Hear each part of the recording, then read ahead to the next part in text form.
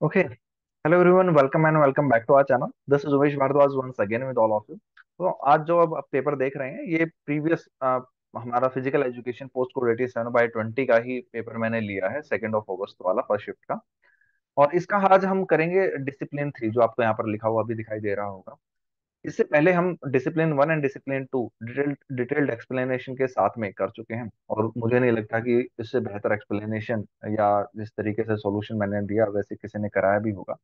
खैर, जो भी चीजें रही हैं बेहतरी के लिए रहेंगी। क्वेश्चन नंबर 1 यहाँ पर जल्दी से देख लेते हैं, कुछ और छोटी मोटी जितनी भी बातें रहेंगी बात करने वाली बीच में वो आप लोगों को बताते रहेंगे। देखिए, which of the following major help in prevention and control of communicable diseases.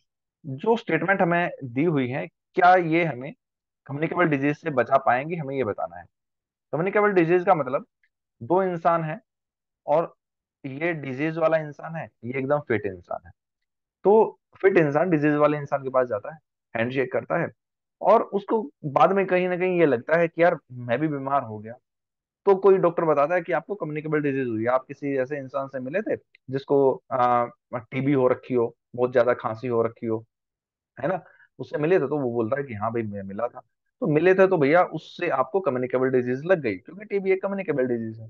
तो इसी तरीके से आप कैसे बच सकते हैं, तो आप ऐसे बच सकते हैं। Wash hand before touching food और वाटर एंड बिफोर ईटिंग और ड्रिंकिंग। तो सही बात है भैया, अगर आप हाथ धो लेंगे खाने से पहले तो आप बच जाएंगे। कटिंग नेल्स, अपने नेल्स कट कर लेंगे। वॉशिंग हेयर रेगुलरली, बिल्कुल सही बात है कि आपको अपने बाल भी रेगुलरली धोने चाहिए। आपने देखा होगा ना, कोरोना में हर कोई वो डॉक्टर वाला हेड पहन के चलता था और मास्क लगा के चलते थे, किस वजह से? कम्युनिकेबल डिजीज से बचने के लिए। वॉश हैंड विद सॉप, हाथ धोने चाहिए साबुन से। आप अपने फेस पर, आईज पे, माउथ पर हाथ लगाने से पहले हाथ धो लें। बिल्कुल सही बात है, तीनों बहुत बेसिक पॉइंट्स थे, छोटे छोटे बच्चे भी जानते थे। ड्राइंग क्लियर करता हूँ, आगे बढ़ते हैं। ठीक है, उसके बाद वापस से पेन लेता हूं। और ये ज्वालामुखी वायु प्रदूषण के प्राकृतिक कारणों में से एक है, तो ये स्टेटमेंट अपने आप में फैक्ट वाली चीज कह लीजिए। ज्वालामुखी डैश नहीं छोड़ते हैं। ज्वालामुखी क्या नहीं छोड़ते हैं पूछा गया है। सल्फर बिल्कुल छोड़ते हैं। ऐश बिल्कुल छोड़ते हैं। ठीक है, उसके बाद अगर इसके साथ साथ आपको H2O इन वेपराइज्ड फॉर्म बोल दिया जाता तो वो भी छोड़ते हैं। ठीक है, वेपर भी आएगा। उसके बाद CO2 बोल दिया जाता तो वो भी छोड़ते हैं। उसके बाद अगर सल्फर डाइऑक्साइड बोल दिया जाता तो वो भी छोड़ते हैं। तो ये सभी भी इसका 99% के अंदर आता है कि ये सारी चीजें रहती हैं। वोल्केनो एरप्शन बोला जाता है कि वोल्केनो एरप्शन में इन सभी चीजों का डिस्चार्ज होता है। तो यहाँ पर नहीं पूछा है, तो भैया सल्फर और ऐश दोनों ही आंसर नहीं है, इसीलिए ना ही एक और ना ही दो, ये आपका करेक्ट आंसर हो जाएगा। नेक्स्ट मूव करते हैं। SI unit of moment of inertia की SI यूनिट हमसे पूछी गई है। तो इनर्शिया अपने आप में होता क्या है पहले वो समझो। इनर्शिया ना एक ऑपोजिशन फोर्स होती है, एक अपोजिट फोर्स जो लगती है ना, किसी चीज को हटाने के लिए या खत्म करने के लिए आप कहेंगे, या रोकने के लिए आप कह सकते हैं। तो और ये एक एंगुलर, मतलब एक पर्टिकुलर बार में मान लीजिए इस एंगुलर स्पीड के साथ में ये चीज चलती है, एंगुलर के उसमें काम करती है, कुल मिलाकर एक एक्सेस होता है उसमें काम करती है। अगर मैं बात करूं कि इसे डिनोट कैसे करते हैं, तो आई से डिनोट करते हैं इनर्शिया को। इसका फॉर्मूला होता है I = L/W, या आप इसको किसी और नाम से भी जानते हैं शायद। ठीक है, मैं बता देता हूं आपको। एल जो होता है इसको बोलते हैं एंगुलर मोमेंटम। ठीक है, डिवाइडेड बाय ये जो डब्लू होता है ये होता है आपका एंगुलर वेलोसिटी। ठीक है, एंगुलर मोमेंटम को अगर आप समझना चाहें तो ये होता है हमारा mass into velocity into radius. ठीक है, डिवाइडेड बाय ये जो एंगुलर वेलोसिटी होती है ये होती है हमारी वेलोसिटी, तो वी से ही डिनोट कर दीजिए, वी से वी कट गया। जो मास की यूनिट है वो अपने आप में केजी में आ गई, रेडियस की यूनिट मीटर स्क्वायर में आ गई, तो ये यहाँ पर आपका आंसर हो जाएगा। ठीक है, हाँ ये बिल्कुल सही है ना। एंगुलर वेलोसिटी मतलब वेलोसिटी मतलब स्पीड क्या होता है, डिस्टेंस अपॉन स्पीड है ना हमारा, डिस्टेंस अपॉन टाइम। सही है। ठीक है, तो ये हमारा मीटर स्क्वायर में यहाँ पर आ जाएगा। बिल्कुल सही है। आगे बढ़े। कुछ गड़बड़ तो नहीं है? नहीं है। ठीक है, चलिए। और क्वेश्चन नंबर 4 देखिएगा। ये पूछा गया है, component of environment study include. Environment study के अंदर गिवन में से कौन कौन से कंपोनेंट होते हैं? एंथ्रोपोलॉजी और स्टैटिस्टिक्स बिल्कुल सही है। कैसे सही है? एंथ्रोपोलॉजी क्या होता है? ये होता है, ये ना वन वर्ड सब्स्टिट्यूशन में भी आपने देखा होगा इंग्लिश के अंदर। एंथ्रोपोलॉजी होता है स्टडी ऑफ ह्यूमन इवोल्यूशन और इट्स कल्चर, मतलब जो ह्यूमन इवोल्यूशन होता है और उसका कल्चर, उसको स्टडी करने को एंथ्रोपोलॉजी बोलते हैं। अब कल्चर के अंदर बहुत सारी चीजें आती हैं, लिंग्विस्टिक चीजें भी आती हैं, इकोसिस्टम भी आता है, ठीक है, रहन सहन वाली जो चीजें हैं वो सब भी आती हैं, एनवायरमेंट भी आता है। तो वो और उसका स्टैटिस्टिक्स, मतलब उसका जो डेटा है, वो सभी आपका एनवायरमेंटल स्टडी का पार्ट है। ऑप्शन नंबर सी बिल्कुल करेक्ट आंसर होगा। ठीक है, मैं आगे बढ़ता हूँ। ये क्लिक किया, हाँ। नेक्स्ट हमसे पूछ रहा है, which of the following is are the function of joint. हमें फंक्शन ऑफ ज्वाइंट बताने हैं इनमें से। To join bone together while controlling the motion allowed between them। ठीक है भैया, ये लाइक हमारी कोहनी है ना, एल्बो है, तो इसका ये ज्वाइंट है। फोराम में हमारी कौन कौन सी बोन्स होती हैं? रेडियस और उल्ना होती है। अपर आर्म में कौन सी होती है? ह्यूमरस होती है। उनका ज्वाइंट कहाँ पर है? ये है। इसी तरीके से अगर आप नी का एग्जांपल लेंगे तो नी में आपका देखेंगे नीचे फिट होता है। उसके बाद आपका लोअर लेग होता है। लोअर लेग के अंदर आपका टिबिया एंड फेबुला होता है। जो आपके नी पर ज्वाइंट होता है थाई बोन से। और थाई बोन को क्या कहते हैं? कौन सी बोन होती है? एक बार बताना जरा कमेंट सेक्शन में कमेंट कर। ठीक है, वो बहुत इंपॉर्टेंट है, इसलिए आपसे कमेंट सेक्शन में पूछा। बताने को तो क्या ही ना बता दें आपको। ठीक है, and to transfer the force between bones, बिल्कुल सही बात है। जब आप रनिंग करते हैं, भागते हैं, तो आपका फिट बढ़ आता है, फिर उसके बाद लेग आता है, फिर उसके बाद थाइज आती हैं, और आपके फिट से लेकर थाइज और हिप्स बोन तक या पेल्विक के एरिया तक आपका फोर्स का ट्रांसफर होता है, तभी आप दौड़ पाते हैं बेहतर तरीके से।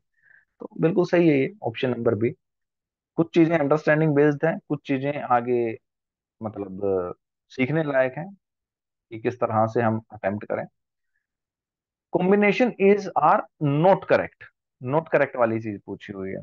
तो short term budget 1 year period का होता है। लॉन्ग टर्म बजट आपका 5 ईयर और 10 ईयर पीरियड का होता है। ये बिल्कुल ठीक है। आप इनको कैसे रिलेट कर कर याद कर सकते हैं? आप शॉर्ट टर्म्स में देखेंगे कि आपका ईयरली बजट, जो गवर्नमेंट होती है वो ईयरली बजट पास करती है ना, तो ईयरली बजट वाली चीजें आपकी शॉर्ट टर्म में आ गई, 1 ईयर जो आता है। लॉन्ग टर्म बजट की अगर एग्जांपल के आप तौर पर देखेंगे तो आपने सुना होगा पंचवर्षीय योजनाएं चलती हैं। वो लॉन्ग टर्म बजट वाला पार्ट होता है, प्रधानमंत्री पंचवर्षीय योजना। या आपने देखा होगा अटल बिहारी वाजपेयी जी के टाइम पर रोड मैपिंग वाली चीजें चली थी कि कन्याकुमारी से कश्मीर तक रोड बनेंगे। रोड मैप वाली जो चीजें थी, जोड़ देंगे सब कुछ, तो वो वाली बात। तो वो लॉन्ग टर्म प्लान्स हैं, वो हमारे 5 ईयर और 10 ईयर प्लान। और 5 ईयर प्लान्स तो आप वैसे भी पढ़ते हैं, इकोनॉमिक्स का भी पार्ट है और हिस्ट्री का भी पार्ट है। ठीक है, तो नीदर वन नीदर टू यहाँ पर बिल्कुल सही है, क्योंकि इसने नोट करेक्ट पूछा है और ये दोनों ही स्टेटमेंट बिल्कुल सही है। ठीक है, आगे बढ़ता हूँ। ठीक है, स्ट्रेन स्ट्रेन स्ट्रेन कॉन्ट्यूशन के लिए प्राथमिक उपचार को संक्षिप्त में राइस, ठीक है, rest, icing, compression and elevation में पैक किया गया है। कंप्रेशन के संदर्भ में निम्नलिखित में से कौन सा कथन सही नहीं है? ये ध्यान देने वाली बात है, सही नहीं है वाली पूछी हुई। कंप्रेशन का मतलब होता है किसी भी चीज को प्रेशराइज कर कर दबा देना, मतलब प्रेशराइज करना, कंप्रेस कर देना, दबा देना, है ना। ये चीज हम इससे समझ सकते हैं, किसी का मान लीजिए, चलो मैं बाद में एग्जांपल दूंगा, पहले यहाँ पर आ जाते हैं। घायल हिस्से को मजबूती से लपेटे, तो कंप्रेस हो जाएगा मजबूती से। जब आप टाइट कर कर लपेट देंगे तो बिल्कुल ठीक है कंप्रेशन में। संलग्न ऊतकों से क्षतिग्रस्त क्षेत्र में द्रव के रिसने को बढ़ाता है। ये मैं बिल्कुल करेक्ट कर रहा हूँ, आपको दिखाई भी दे रहा है, लेकिन हम बाद में बताता हूँ थोड़ा सा। लोचदार पट्टी आपकी जो स्ट्रेचेबल बैंडेज होती है एक तरीके से, उसको बोला जाता है। कंप्रेशन स्लीव या कपड़े का प्रयोग करें, किसके लिए? बांधने के लिए। चोट के आसपास सूजन को कम करके हीलिंग समय को तेज करता है, बिल्कुल ठीक है। अब मैं आपको इस पर्टिकुलर पॉइंट को बताता हूँ थोड़ा सा। ये जो आपके रिलेटेड टिश्यूज होते हैं जो कि उस टाइम पर क्षतिग्रस्त हो चुके होते हैं, अब वो क्षतिग्रस्त होने के बाद आपका जो सेल और टिश्यूज के अंदर से जो पर्टिकुलर कंपोनेंट्स के साथ में लिक्विड रिलीज होता है ना, ये बोलते हैं कि उस द्रव के रिसने को बढ़ाता है। ये रिसने को नहीं बढ़ाता है, क्योंकि यहाँ पर जब जब आप उसको बैंड कर देंगे तो एक तरीके से जकड़ जाएगा। वो कोशिश होगी कि वो पर्टिकुलर लिक्विड आपका जो सेलुलर या ऑर्गेनल्स हैं वो बाहर की तरफ ना निकले। और इसी वजह से इसमें हम जो लास्ट में एक एलिवेशन वाला जो पॉइंट है वो इसीलिए ऐड किया जाता है। आपने कई बार देखा भी होगा जब मतलब फ्रैक्चर हो जाता है तो डॉक्टर बोलता है कि उस पर्टिकुलर पार्ट को थोड़ा सा हाइटेड रखो। किसी के पैर में फ्रैक्चर हो जाता है तो पैर को आगे लटका देते हैं, है ना। मतलब और वो चीज मोस्टली किस केस में बोली जाती है कि आपका जो हार्ट का लेवल है उससे थोड़ा सा एलिवेटेड रहे।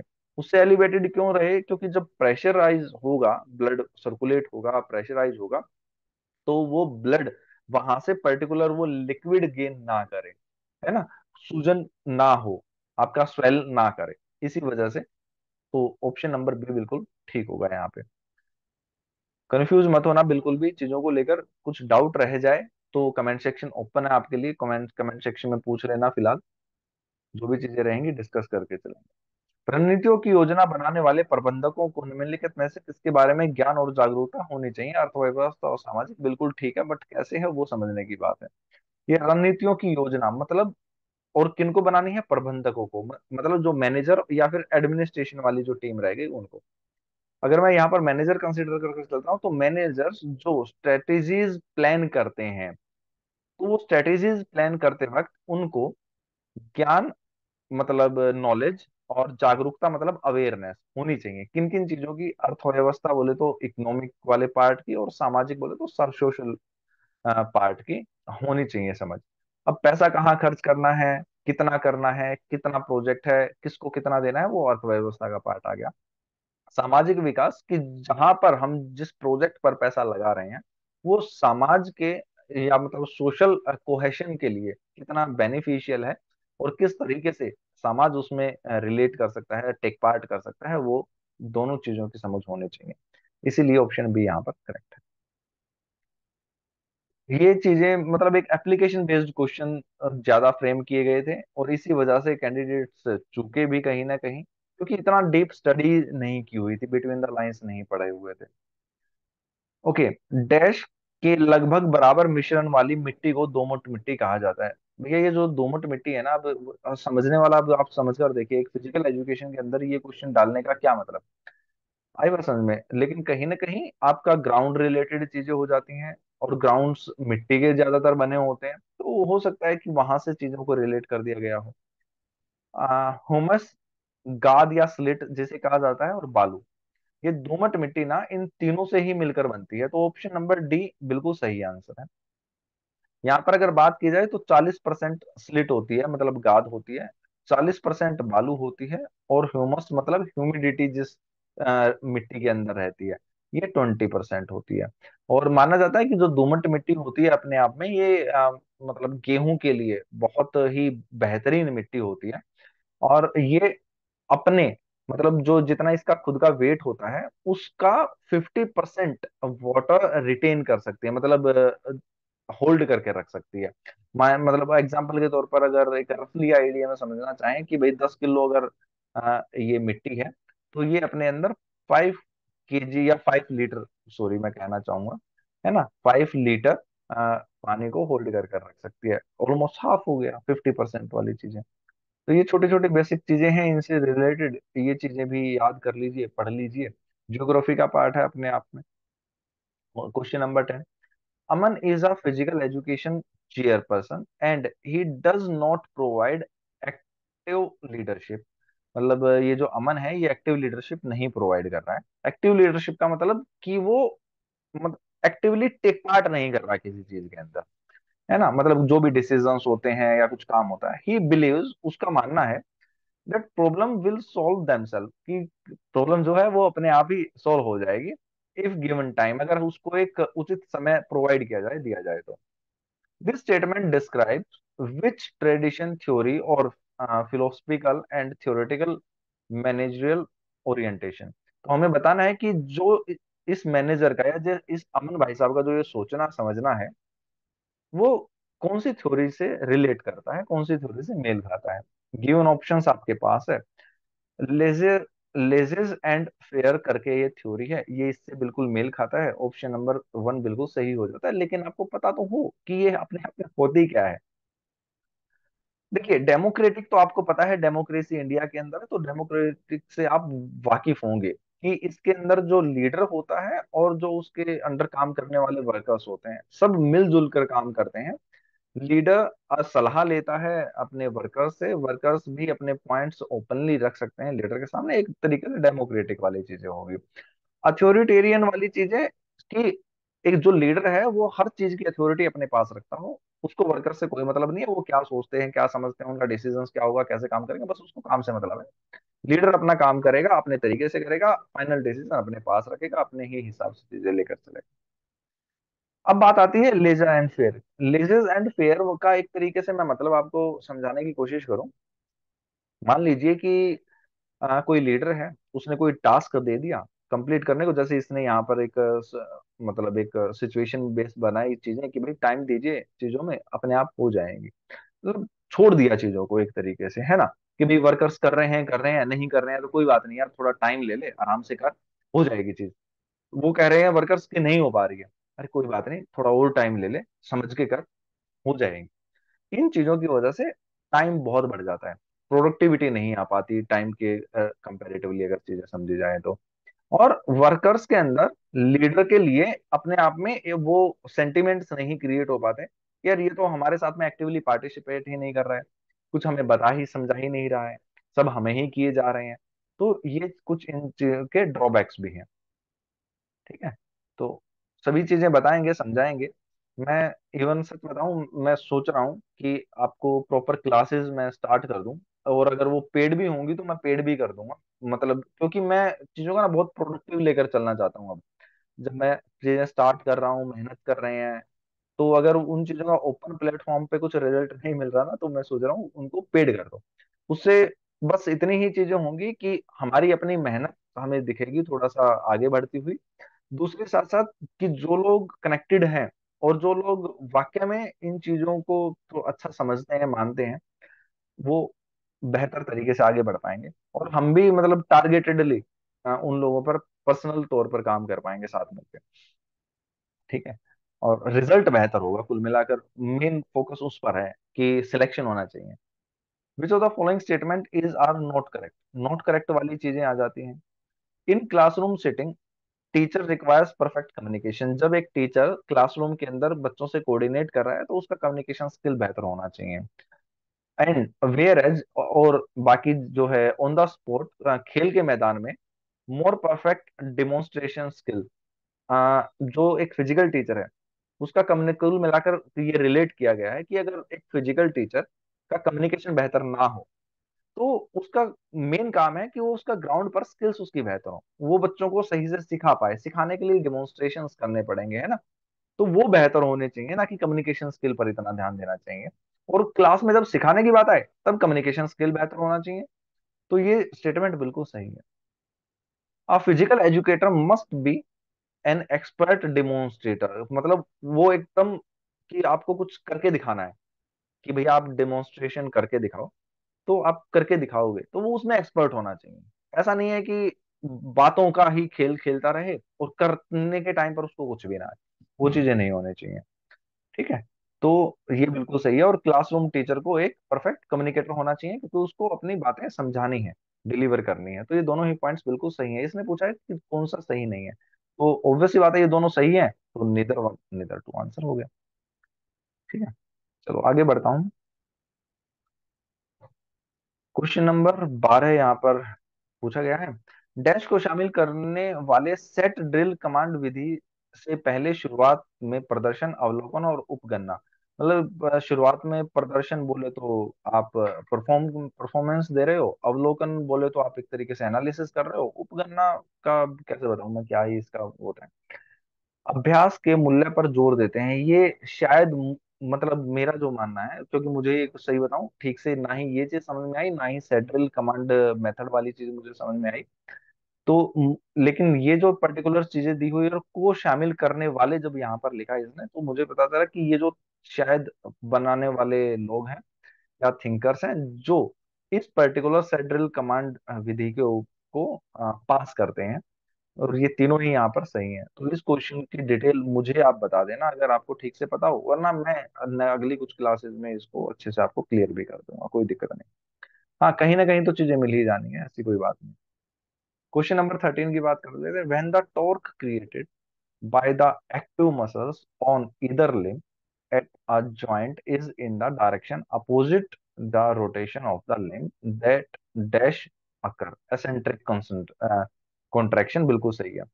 आप समझ कर देखिए। एक तरीके कैसे बताऊं। मान लीजिए पहले आपने पुराने जो दरवाजे वगैरह देखे होंगे, जो डोर्स होते थे पहले, बहुत बड़े बड़े हैवी डोर्स बनते थे। आपने जो महलों के अंदर एंट्री के मूवीज वगैरह में भी देखा होगा। डोर एक पर जो जहाँ हिंज जॉइंट जिसका उसका होता है, आप जितना उस पर्टिकुलर एंगल या हिंज के नजदीक में उसको धकेलेंगे डोर को, उतना ही मुश्किल होता है उसको क्लोज या उसको ओपन करना, है ना। उसको अगर अपनी तरफ भी खींचेंगे तो भी नहीं खींच पाएंगे, मतलब ओपन करेंगे तो भी नहीं खींच पाएंगे, क्लोज करेंगे तो भी नहीं खींच पाएंगे। लेकिन जितना आप दूर, एक लेवर सिस्टम क्रिएट करती है ना ये चीजें, आप जितना ज्यादा डिस्टेंस पे होंगे हिंज से, आप उतना ही ज्यादा उसको अच्छे से टॉर्क प्रोवाइड हो पाएगा। ये चीज मैंने आपको बताई टॉर्क समझाने के लिए कि टॉर्क बेहतर कब हो पाएगा। अब जब लिम्ब की बात आ जाती है, तो भैया आप अपने हाथ या अपने पैर से चीजों को धकेलते या खींचते, मतलब पुश या पुल करते हो। उसने बोला क्वेश्चन के अंदर direction opposite to the rotation. Opposite to the rotation की बात है कि अगर दरवाजा इधर को मूव कर रहा है और आप अपोजिट में उसको धकेल रहे हो, तो आपका ये जो मोशन हुआ, मतलब आपने ऐसे किया, ये फ्लेक्स हो गया। फ्लेक्स बोले तो आपका एक तरीके से कंसेंट्रिक, कि आप कहीं किसी पर्टिकुलर पॉइंट पर कंसेंट्रेट कर रहे हैं। जब आप इस चीज को ऐसे ये धकेलोगे, तो ये जो पोजीशन आई ये आपकी आई एसेंट्रिक कंसंट्रेशन कॉन्ट्रैक्शन की, ठीक है। कॉन्ट्रैक्शन, एसेंट्रिक कॉन्ट्रैक्शन, ये जो पोजीशन आती है ये आपकी आती है कंसेंट्रिक कॉन्ट्रैक्शन की, ठीक है। ये एसेंट्रिक कॉन्ट्रैक्शन। तो ये आपको समझना है, और ये मोमेंट आपको पता भी होंगी, आपने पढ़ा होगा तो पता ही होंगी, खैर। और चलिए, बाकी और जो भी चीज रहेगी मैं आपको क्लासेस में ही दूंगा, और बेहतर एक्सप्लेनेशन जिस भी तरीके की, जब प्रॉपर पॉइंट टू पॉइंट चीजें लेकर चलेंगे।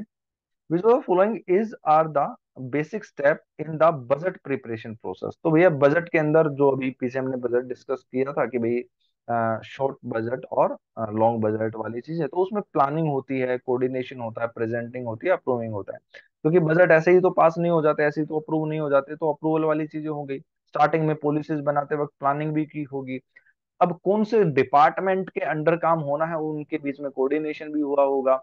और आपके एडमिनिस्ट्रेशन से लेकर और मैनेजिंग, या जो चीज क्रिएट करेंगे उन्होंने चीजें पहले प्रेजेंट भी की होंगी डमी फॉर्म में, तो ये प्रेजेंटिंग हो गई, ठीक है। तो ऑप्शन नंबर सी यहाँ पर बिल्कुल सही है। अगले क्वेश्चन पर मूव कर लेते हैं। क्वेश्चन नंबर 15 देख लीजिएगा। मानव शरीर में गुरुत्व केंद्र की स्थिति पर निर्भर करती है।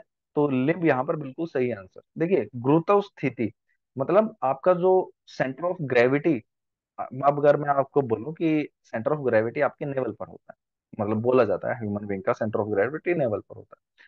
लेकिन इसकी स्थिति अगर आपके लिम्स पर निर्भर करती है, तो कैसे करती है वो आपको समझने की जरूरत पड़ेगी।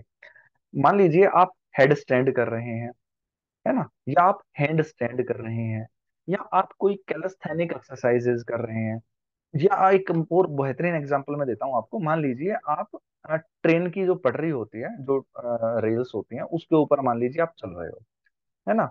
या फिर आपने छोटे बच्चों को करतब करते हुए देखा होगा, वो रस्सी के ऊपर चलते हैं। वो अपने आप को ना ऐसे हाथों से, पैरों से बैलेंस कर रहे होते हैं, ठीक है, उनकी मूवमेंट्स करके। तो वो किस चीज को बैलेंस कर रहे होते हैं, कि वो गिरे ना। वो गिरे ना मतलब कि उनका सेंटर ऑफ ग्रेविटी उनकी बॉडी से इतना आउट ना हो कि वो फॉल कर जाए, ठीक है। तो वो उसको मतलब बैलेंस करने के लिए अपने हाथ और पैर, मतलब अपने लिम्स का सहारा ले रहे हैं। वो ऐसा तो नहीं है ना कि अपने दिल को इधर से उधर खिसका ले रहे हैं, अपने फेफड़ों को इधर से उधर खिसका ले रहे हैं, अपने लीवर को इधर से उधर खिसका ले रहे हैं, नहीं, वो अपने लिम्स का सहारा ले रहे हैं। तो ये इसका आंसर, अंडरस्टैंडिंग वाली चीजें थी।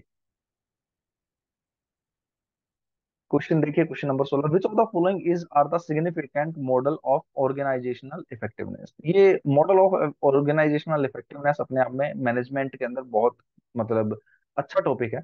बहुत बड़ा तो नहीं है, बहुत मतलब अच्छा है। पता नहीं आपने पढ़ा है नहीं पढ़ा है, और मतलब ए के ऊपर हो गई, श्याम नारायण हो गई, किसी के अंदर शायद ये चीज नहीं दी हुई है। इवन एम एल कमलेश के अंदर भी बहुत छोटा जिक्र दिया हुआ है, जबकि वो अपने आप में यूजीसी नेट की बुक है। ठीक है। लेकिन चलिए, जो भी है, चीजें मिल जाती हैं कहीं से अगर आप ढूंढेंगे तो। फॉरेन एडिशन में इसके जिक्र भी किया गया है, इसका एक्सप्लेनेशन भी दिया हुआ है, इसकी पीडीएफ, इसकी बुक वगैरह जो भी होंगी आपको बता भी दूंगा, दिखा भी दूंगा, पढ़ा भी देंगे। Model of organizational effectiveness, system resources model, goal model. देखिए, ये जो गोल मॉडल है ना, इसका सीधा सा मतलब मैं आपको इन शॉर्ट यहाँ पर बता के चलता हूँ। गोल मॉडल में हम हमेशा लास्ट वाली चीज को फोकस करते हैं कि हमारा गोल क्या है, हम किस ऑब्जेक्टिव के साथ काम कर रहे हैं, और फाइनली सब कुछ करते हुए हम अपने रिजल्टेंट पॉजिटिव साइड में हम पहुंचे या नहीं पहुंचे। ठीक है, ये तो हमारा गोल मॉडल है। दूसरा नंबर पर आता है हमारा system resources model. System resources model के अंदर हम देखते हैं कि जो भी हम रिसोर्सेज यूज कर रहे हैं, वो रिसोर्सेज हमने एक्सटर्नली प्रोवाइड किए हों, एक्सटर्नली लिए हों, बाहर से, ऑर्गेनाइजेशन से बाहर से हमने लिए हों।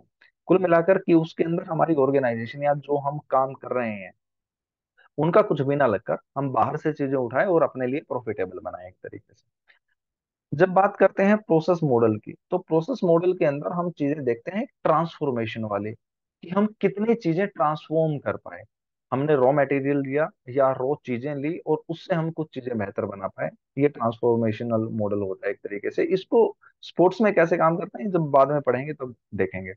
ठीक है। मल्टी कॉन्स्टिट्यूएंसी मॉडल के अंदर एक तरीके से होता है कि हम जो स्टैक होता है, जो स्टॉक होल्डर्स होते हैं हमारे, उनके ऊपर काम करते हैं। कि एक कंपनी है, कंपनी को किसी ने अप्रोच किया, उसने स्टॉक्स खरीद लिए, तो वहां से जो प्रॉफिट लॉस वाली चीजें हैं वो हम देखते हैं। जैसे आप आईपीएल मॉडल देखते होंगे, आईपीएल में क्या ही रहता है कि अन अकेडमी स्पॉन्सर कर रही है, टाटा वाले स्पॉन्सर कर रहे हैं, बाहर से कंपनीज आ रही हैं, वो भी एक स्पोर्ट्स का हिस्सा है ना। तो वो स्पोर्ट्स मैनेजमेंट को किस तरीके से इनसे रिलेट किया जाता है और सीखा जाता है, इसके अंदर वो बात है। ऑप्शन नंबर सी यहाँ पर बिल्कुल करेक्ट आंसर है, क्योंकि चारों ही चीजें यहाँ पर मॉडल ऑफ कौन सी ये ऑर्गेनाइजेशनल इफेक्टिवनेस का हिस्सा है। ठीक है, मैं आगे बढ़ता हूँ। मतलब क्या है, मैं बहुत ज्यादा टाइम भी नहीं लेना चाहता, और चीजें आपको थोड़ी थोड़ी पता भी चल जाए। अच्छा, पेन तो select अच्छा किया हुआ है क्या? ठीक है। When ancient plant or animals were converted into underground fossil fuels, which the minerals formed, तो ऑयल गैस कोल सब बनता है। ये तो 8वीं क्लास का पार्ट है, 8वीं से भी शायद नीचे का पार्ट है। तो तीनों ही बनते हैं। ऑप्शन नंबर डी यहाँ पर करेक्ट आंसर है ना। अच्छा, ये क्लियर कर देता हूँ पहले। हाँ, 18 देखिएगा, कुछ चीजें अगर मैं छोड़ भी दूँ तो आप बता देना, कोई ऐसी बात नहीं है। In what way a survey on the personality of superior athlete over the time has convinced the sports scientist? देखिए, ये चीजें बोली जाती हैं कि एक एलाइट एथलीट जो होता है ना, वो कैपेबल होता है खुद को स्ट्रेस कंडीशंस में भी काम कराने के। बिल्कुल होता है। जो टॉप एथलीट जो होते हैं वो बहुत मेहनत करके, मेटिकुलसली ट्रेंड होते हैं, बहुत मेहनत करके ट्रेन करते हैं, और they become master of their sports, और वो अपने स्पोर्ट्स के मास्टर बन जाते हैं, बिल्कुल बन जाते हैं। है ना। विराट कोहली कह लो, धोनी कह लो, रोनाल्डो कह लो, मेसी कह लो, सब अपने अपने उसके पार्ट हैं, और वो उन्होंने बहुत मेहनत किया। बोल्ट कह लो, और वो अपना परफॉर्मेंस स्टैंडर्ड हाई कर लेते हैं। तो बहुत ही नॉर्मल स्टेटमेंट्स दी हुई है ये, और ये दोनों ही बिल्कुल सही स्टेटमेंट्स। ठीक है। अब इसमें अलग मेरे हिसाब से समझाने बुझाने का कुछ है नहीं, इसीलिए मैं नहीं समझा बुझा रहा। ये देख लो भाई, question number 19, the radian unit of measure for an angle is really are ratio of arc and radius. ये बिल्कुल सही है, बट यहाँ पर ना आपको चीज समझने की जरूरत है। रेडियन अपने आप में, रेडियन यूनिट, ये वन रेडियन अपने आप में होता क्या है, ये समझने की जरूरत है। अच्छा, इसमें से कुछ वो शेप वगैरह, एक मिनट रुको ना जरा।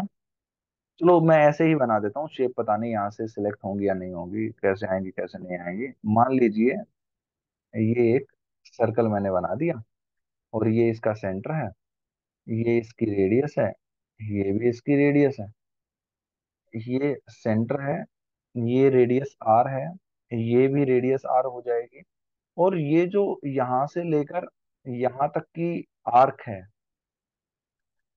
ये भी आर है।